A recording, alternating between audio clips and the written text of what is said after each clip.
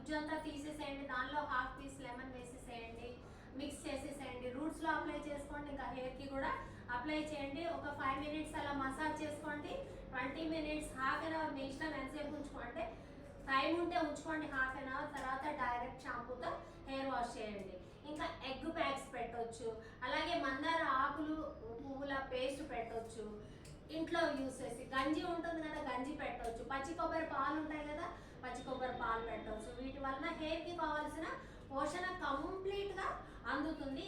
ఇవి వారంలో ఒకసారి చేయండి లేదా 2 సార్లు చేయండి. హెయిర్ ఎన్ని చేసినా మీ స్ట్రెస్ లెవెల్, మీ ఇంటేక్ ఆఫ్ ఫుడ్, మీ డైజెషన్ సిస్టమ్ కరెక్ట్గా లేకపోతే అది యాక్టివ్గా వర్క్ చేయదు. ఓకేనా?